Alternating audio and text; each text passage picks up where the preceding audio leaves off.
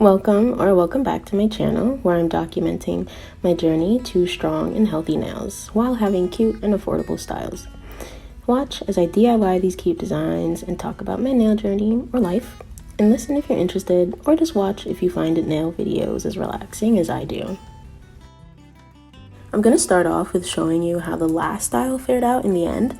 Definitely some chipping at the base and at the tips, but I've had worse. I'm definitely one of those people who likes peeling nail polish off, but I did my best to avoid that this time. So I'm using an oil-based nail polish remover from Rooted Woman to clean off the nail polish. I'm at the last bit of the product, as you can see, so I'm just squeezing out as many drops as I can and putting it on the cotton balls. I keep them on my nails for just a few minutes before wiping off the polish. So my nails are all clean now. But look at that thumb. It feels like a bad omen, doesn't it? I don't know if you see the chip at the tip of the nail, but once a nail starts acting funny, the rest are sure to follow. But let's hope for the best. I know you've seen the thumbnail, so there's no surprise what style I'm gonna attempt today. I love the look of the French tip. That's the first style I got at my first visit to a nail salon in Queens, New York. I got both mani and pedi French tips by my sister's suggestion, of course, and I've been in love since. Sadly, I could never get it right trying to do the freehand line by myself. So today, I will achieve this French tip with tape. I'm actually visiting my family now, so I forgot my painter's tape at home. But after some scavenging, I found this tape in a drawer somewhere, so I'm using this instead. So the spoon that I'm using is actually the smallest one I could find in the house that also is similar to the size of my nails. I'm just using it to get the shape that I need on the tape, and then I'm gonna cut it out. Moving the tape to the side for later use, I'm gonna go on to applying the base coat as well as the first coat. These are both polishes you saw in the previous video, the base coat from Rooted Women and the white coat from 100% Pure.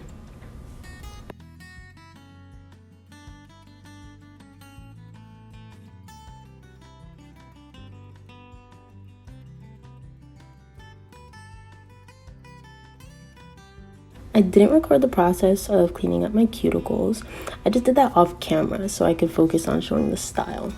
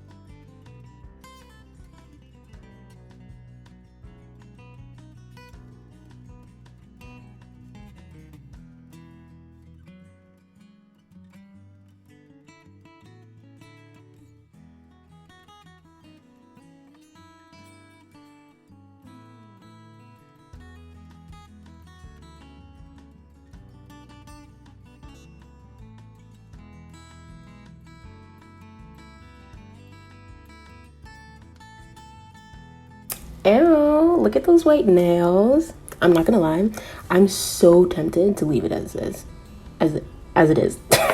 This is so cute. So when I was in high school, I didn't really care for white nails because I thought it just looked like whiteout, but I've grown to really like it. And this creamy white color is stealing my heart right now. Ugh. Anyway, excuse my crackhead moment. I'm gonna use the tape now that I prepared earlier to get this French tip style. So I guess I'm kind of going in the opposite direction with the process now that I think about it. I did the tip first, then I'm gonna do the pink color on top.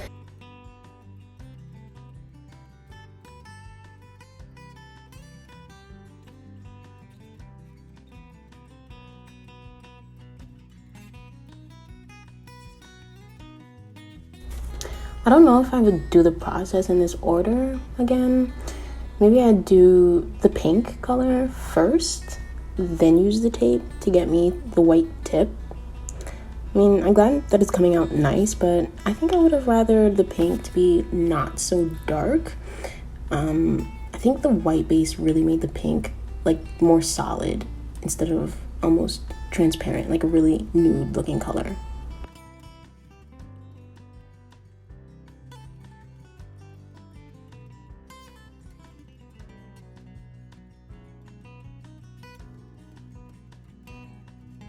Okay, finally the style is done. I'm gonna seal it in with the top coat now. I clean up the polish with this pencil here as opposed to a brush or a Q-tip dipped in acetone. I'll show you how I do that.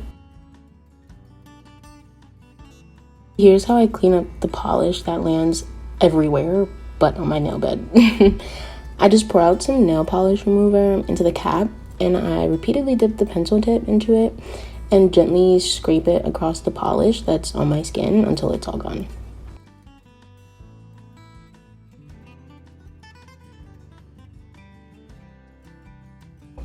TBH, sometimes when I'm feeling too lazy though, I don't do this step. And the polish usually just fades from my skin in a few days, you know, as I like wash my hands and just live.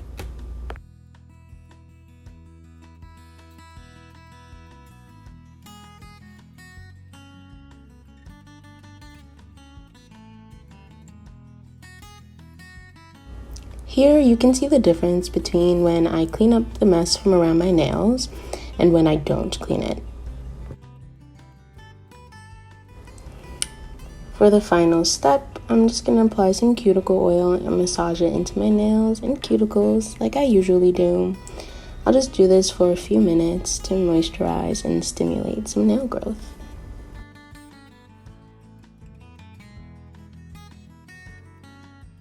Here's some extra footage for you.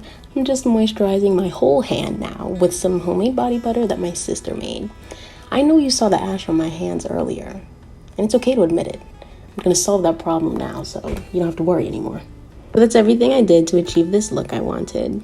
Thanks for watching and taking this journey with me. I plan to post once a week on Wednesdays so I can try new styles and challenge myself with different looks. Don't forget to like, comment, and subscribe. See you next time.